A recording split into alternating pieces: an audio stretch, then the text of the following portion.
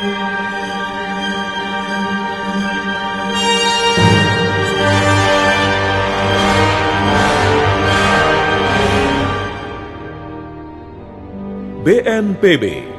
Badan Nasional Penanggulangan Bencana, mempersembahkan Asmara di Tengah Bencana. Maaf Ki Suro. Maaf, nanti kalau pohonnya roboh bagaimana? Yang pohon ditebang ya pasti roboh. Kamu itu ngomong apa, Panut? Sudah, pergi sana. Jangan dekat-dekat. Pergi sana. Iya Ki Suro. Tapi nanti kalau robohnya menimpa rumah Ki Suro bagaimana? Bisa hancur semuanya, Ki. Biar saja, biar hancur semuanya. Hancurkan rumahku, biar. Mengapa kamu usil? Pengen tahu saja. Asmara di Tengah Bencana, sebuah drama radio tentang kisah cinta sepasang anak manusia dengan perbedaan status sosial. Kita sudah sampai di mana, Yuningsih? Kita sudah jauh melewati tapal batas desa Pringsewu. Bahkan kita sudah hampir mencapai tapal batas Jatisari. Kau tidak makan, Sri? Tadi sebelum berangkat aku makan dulu yuk. Banyak makanku, makanya sekarang belum terlalu lapar. Asmara di Tengah Bencana, sebuah drama radio dengan latar belakang pemerintahan Sultan Agung Hanyokrokusumo pada saat terjadinya bencana letusan Gunung Merapi. Kisah yang diramu dengan persoalan dendam, kesetiaan, dan kejujuran. Tak ada manusia yang sempurna, dan cinta tak pernah berdusta.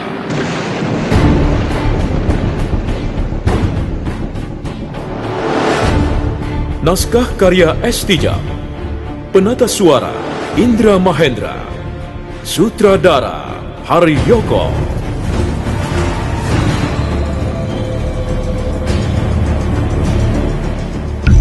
Indonesia adalah negara kepulauan terbesar di dunia.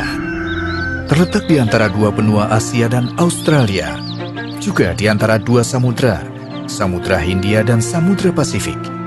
Negara khatulistiwa dengan potensi ribuan kekayaan sumber daya alam yang meliputi bahan tambang, hutan, laut, dan sebagainya. Namun selain itu, Indonesia juga mempunyai potensi bencana alam yang harus diwaspadai, seperti gempa bumi, tsunami, angin topan, banjir, tanah longsor, kebakaran hutan, erupsi gunung Merapi, dan lainnya. Bencana tersebut bisa terjadi kapan saja tanpa memberitahukan pada kita sebelumnya. Saatnya kita mengenal lebih dalam dengan karakter alam di sekitar kita dan kenali tanda-tanda bencana lebih dini. Ayo jadikan alam sekitar sebagai sahabat kita. Iklan layanan masyarakat ini dipersembahkan oleh BNPB, Badan Nasional Penanggulangan Bencana.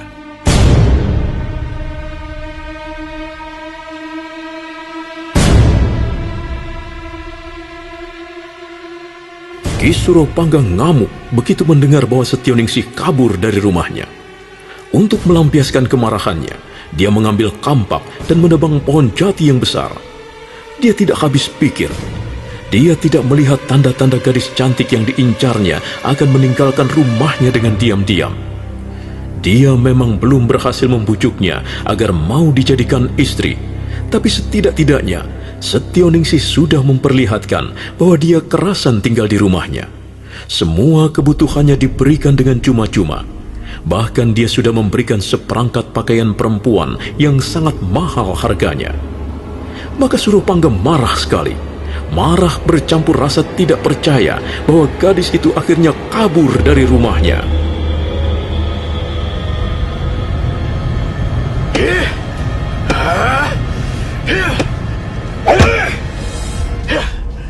Dasar anak bodoh.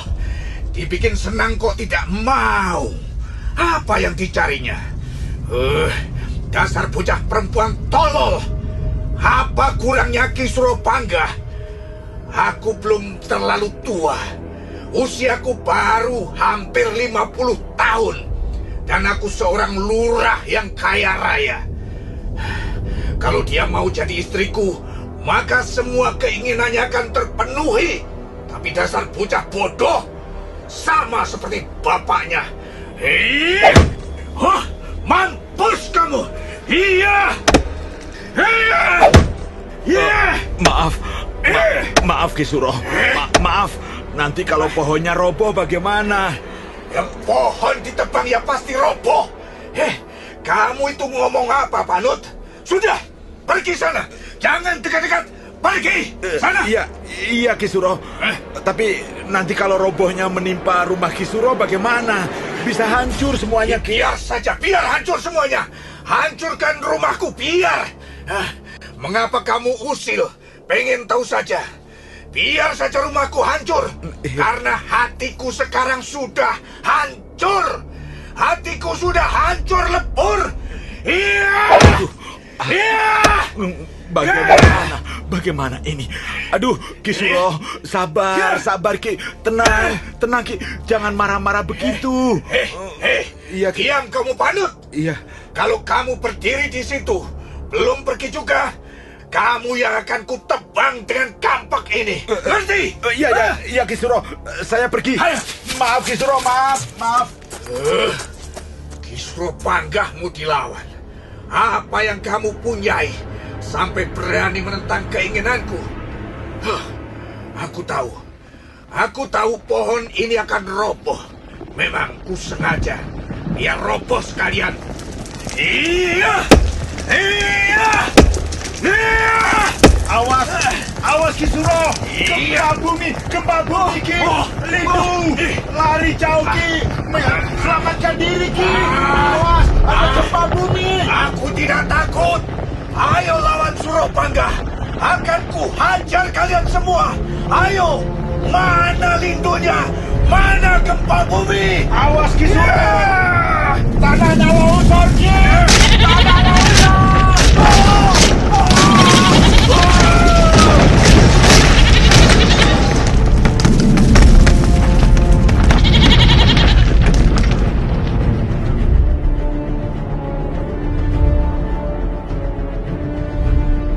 Bersamaan dengan gempa bumi akibat letusan Gunung Merapi, maka tanah di halaman belakang Kisuro Panggah akhirnya longsor. Memang tempat itu terletak di ketinggian bukit yang terjal. Kisuro Panggah tak sempat melarikan diri. Dia terkubur bersama rumahnya yang terbuat dari papan kayu jati yang tebal. Demikian pula ada beberapa orang anak buahnya yang ikut terkubur di longsoran tanah. Sumur batu di belakang rumah pun ikut terkubur. Juga kandang ternak ikut terkubur. Semuanya terkubur habis bersama seluruh harta benda yang bertahun-tahun dikumpulkan oleh Kisuro Panggah. Barangkali hanya seekor kambing yang selamat.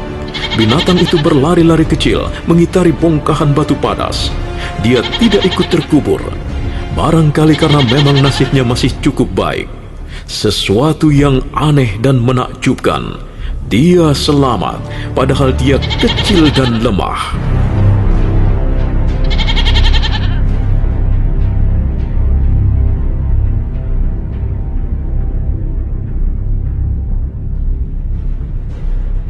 Kita tinggalkan sejenak bencana yang menimpa rumah kediaman Kisuro Panggah. Sekarang mari kita ikuti perjalanan Bekel Manyuro. Prajurit Mataram itu mengendarai kudanya perlahan-lahan, menyisir jalanan sepi lenggang.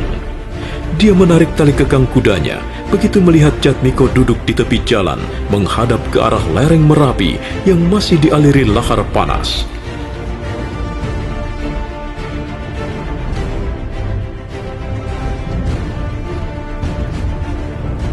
Maaf, Denmas. Saya sebenarnya tidak ingin mengganggu ketenangan Denmas Jatmiko. Tapi sekali lagi maaf. Ini saya lakukan demi tugas dan amanat dari Gusti Tumenggung Jayenglogo, ayahanda Denmas sendiri. Oh ya, Denmas sedang melihat apa toh? Aku sedang menikmati puncak Gunung Merapi yang disaput awan, yang mengeluarkan lahar panas, mengalir turun ke lembah-lembah di bawah. Sungguh perkasa yang Merapi. Dia juga perkasa jika sedang dalam keadaan murka. Lihat Bekel Manyuro. Ya. Lahar panas yang mengalir di lereng-lereng Merapi seperti cairan darah. Darah yang mendidih, yang ingin disalurkan agar bisa keluar.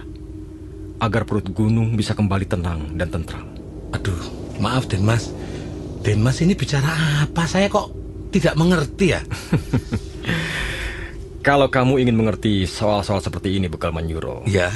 kamu harus belajar. Ini ilmu tentang kehidupan. Oh. Iya. Sedangkan ilmu tentang dunia saja, orang harus belajar. Iya, iya, iya. Apalagi ilmu tentang kehidupan. Ilmu tentang nasib manusia. Iya. Kita ini berasal dari mana, sekarang ada di mana, dan nantinya mau kemana. 3 pertanyaan itu harus dicari jawabannya, Bekal Manyuro. Iya, iya, iya. Jika kau ingin mengerti benar-benar tentang aksara kehidupan. Tapi Denmas, sekarang ini sudah berapa hari Denmas berkeliaran di jalanan? Mengapa Denmas tidak menurut saja keinginan orang tua? Bekal Manyuro, Ya. sudah berapa kali kukatakan padamu, pada saatnya nanti aku akan pulang. Tapi sekarang aku belum mau pulang. Aku sedang sibuk mencari jati diriku sebagai seorang manusia. Tapi apakah jati diri itu tidak bisa dicari di dalam Katemenggungan, Denmas? Tidak bisa, Bekal Manyuro. Oh. Jati diri harus dicari di dalam diriku sendiri. Jati diri bukan ada di mana-mana, tetapi ada di dalam diriku sendiri. Wah, saya kok jadi bingung ya, Denmas. Tapi sudahlah. Saya tambah tidak mengerti kalau Denmas Jatmiko bicara soal jati diri. Oh. Sekarang begini saja. Kalau memang Denmas Jatmiko keberatan pulang bersama-sama dengan saya. Kalau memang Denmas Jatmiko masih ingin berkeliaran di jalanan untuk mencari jati diri, baiklah, baik. Saya tidak akan mengganggu Denmas Jatmiko lagi. Saya mohon maaf. Maaf, Denmas. Tapi ketahuilah, apa yang Denmas lakukan akan membuat diri saya susah sebagai prajurit Mataram. Saya masih harus menghidupi istri loh, Denmas, dan 2 orang anak saya. Sedangkan kalau saya tidak bisa membawa Denmas Jatmiko pulang ke Katemenggungan, saya pasti dipecat oleh Gusti Tumenggung. Dan kalau saya dipecat sebagai prajurit Mataram, dari mana saya bisa menghidupi keluarga saya? Denmas, sekarang saya pamit mau kembali ke dalam Katemenggungan. Saya akan laporkan apa saja yang saya lihat dan apa saja yang Denmas inginkan. Mudah-mudahan saja Gusti Tumenggung Jayenglogo tidak murka dan saya tidak harus terkena dampaknya. Mohon maaf ya Denmas, saya pamit. Mudah-mudahan Denmas Jatmiko segera memperoleh penerangan dari Allah Subhanahu wa Ta'ala, sehingga Denmas diberi keselamatan dan kemurnian pikiran.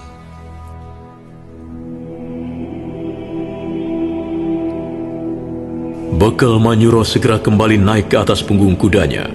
Sementara Jatmiko masih duduk dengan pandangan tak lepas dari lereng-lereng Merapi yang terus dialiri cairan lahar panas berwarna merah membara. Sebentar, Bekal Manyuro. Denmas Jatmiko, mau kemana? Ayo, kita pulang ke Katemenggungan bersama-sama. Alhamdulillah. Ya, mari Denmas, mari. Mari saya antarkan pulang pada Ayahanda Tumenggung dan Doro Putri. Monggo silakan Denmas, monggo.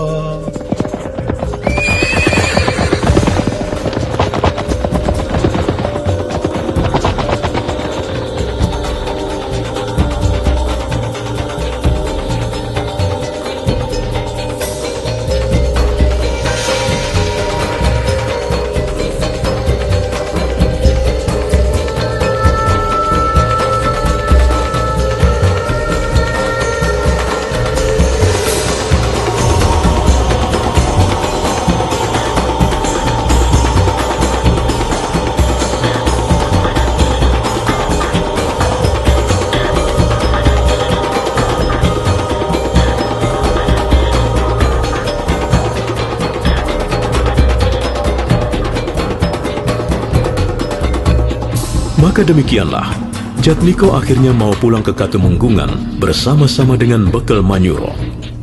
Mereka berkuda menyusuri pinggiran hutan, dan tak lama kemudian mereka sudah mulai menapak di jalan-jalan Sidatan menuju kota Raja Mataram. Kita sudah sampai di mana, Yuningsih? Kita sudah jauh melewati tapal batas desa Pringsewu. Bahkan kita sudah hampir mencapai tapal batas Jatisari. Kau tidak makan, Sri? Tadi sebelum berangkat aku makan dulu yuk. Banyak makanku, makanya sekarang belum terlalu lapar. Yuningsih mau nambah lagi nasinya? Ini lauknya juga masih banyak yuk. Sudah, Sri.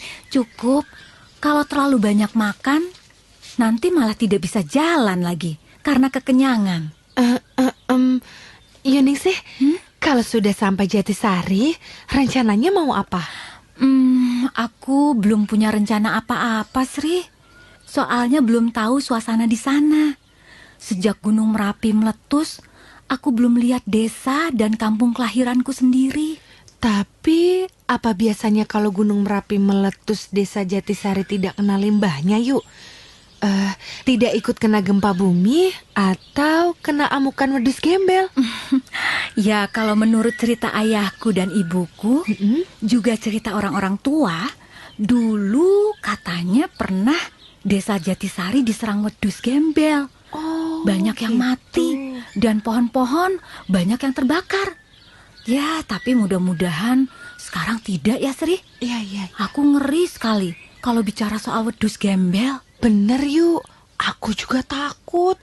Katanya kalau ada sekumpulan manusia kena terkaman wedus gembel, pasti semuanya mati, hangus terbakar, dan kulitnya melocot. Ngeri ya yuk. Iya, mudah-mudahan saja kali ini desa Jatisari aman ya. Kalau dampaknya pasti ada, cuma barangkali dampaknya tidak terlalu besar. Sudah cukup istirahatnya, Sri? Kita jalan lagi ya? Yuk, kalau Yuningsih masih belum capek, ayo kita jalan lagi, supaya kita cepat sampai di Jatisari. Kamu tidak ingin langsung pulang ke Sumberjati? Tidak yuk, aku mau mampir dulu di Jatisari. Setelah dari sana, baru nanti aku pulang ke Sumberjati. Wah, kalau begitu ya sudah. Sri, tolong nasi dan lauk pauknya yang sisa dibungkus lagi ya. Iya. Nanti di jalan bisa dimakan lagi. Kita tidak perlu mampir-mampir di warung makanan. Ya yuk, mudah-mudahan kita bisa tiba di rumah Yuningsih sebelum maghrib, sebelum hari menjadi gelap. Loh. Sri? Ya? Itu sepertinya ada seorang penunggang kuda menuju kemari. Iya. Wah, jangan-jangan orang yang punya maksud tidak baik yuk. Jangan-jangan rampok atau pencuri. Ayo kita sembunyi yuk, aku takut. Tidak usah sembunyi, Sri. Belum tentu orang itu jahat. Kita tunggu saja di sini. Benar, dia menuju kemari. Iya. Tapi sendirian kok, tidak ada temannya.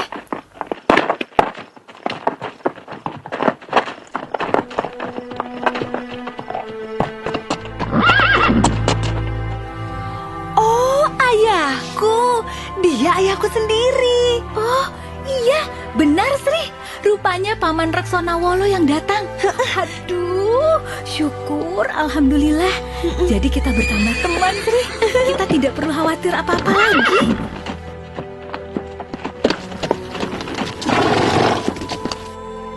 Waduh, ini dari mana saja kalian berdua? Kok bawa bekal makanan banyak sekali? Nanti akan kami ceritakan bersama-sama. Nanti ceritanya seru pokoknya. Lengkap, banyak pengalamannya. Paman Rekso mau kemana? Tadinya aku mau menemui ayahmu, Setioningsi. Aku pengen tahu kabarnya tentang Sri Gondang. Lah, sekarang malah ketemu di sini. Kamu tidak apa-apa kan, Du? Aku sehat-sehat saja, Ayah. Lihat saja, aku tambah cantik kan? Tambah cantik, tapi juga tambah nakal kelihatannya. Tidak, Paman Rekso. Sri Gondang itu anaknya baik sekali. Kamu bisa aja. Saya banyak berhutang budi sama dia. Dia itu benar-benar gadis yang mulia hatinya. Sungguh, Paman, saya tidak mengada-ngada. Ya, Memang ya. kenyataannya seperti itu kok. Sri Gondang ini seorang gadis kecil yang sangat mulia hatinya. Paman Rekso beruntung sekali punya putri secantik Sri Gondang. Jangan begitu Yuningsih. Sri Gondang itu seorang gadis desa biasa. Wajahnya bulat dan kakinya kotor kena lumpur sawah. Iya, tapi hatinya baik sekali. Hatinya baik dan mulia tabiatnya. Bagus, bagus.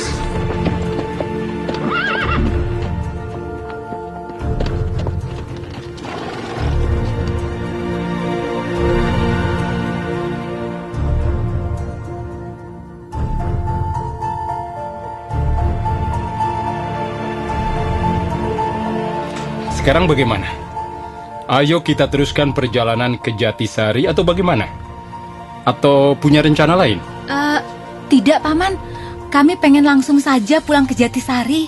Takut nanti Eyang Merapi kembali batuk-batuk. Sudahlah kalau begitu. Ayo, kalian berdua naik ke atas kuda, biar aku yang jalan kaki. Ayo.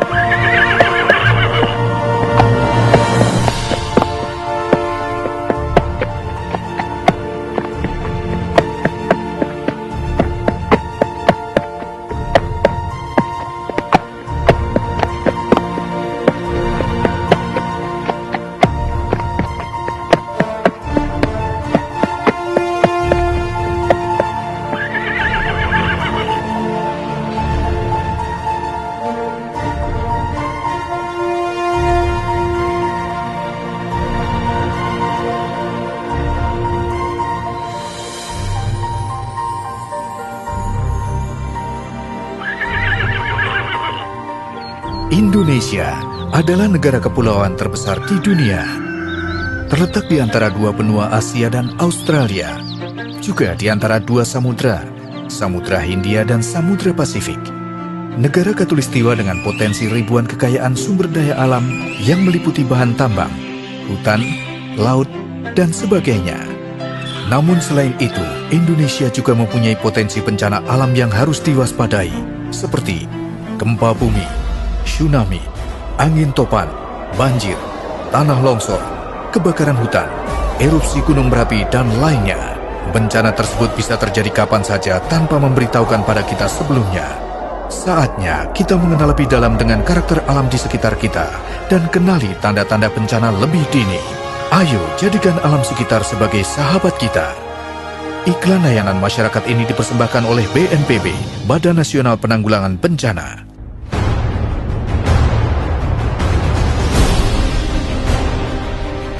Nah, saudara pendengar, demikianlah serial Sandiwara Radio Asmara di Tengah Bencana seri ke-45 yang didukung oleh para pemain Ajeng sebagai Setioningsih, Nika sebagai Sri Gondang, Nanang sebagai Jatmiko, Edi Dosa sebagai Bekal Manyuro, Yoko sebagai Suropanggah, Guritno sebagai Panu, Iwan Dahlan sebagai Rekso Nawolo, dan Asdi Suhastra pembawa cerita. Bagaimana kisah selanjutnya? Apa yang akan terjadi setelah Setioningsih dan Sri Gondang tiba di desa Jatisari? Dan bagaimana dengan Raden Mas Jatmiko setelah ketemu orang tuanya di dalam Katumenggungan? Silakan mengikuti seri berikutnya. Sampai jumpa.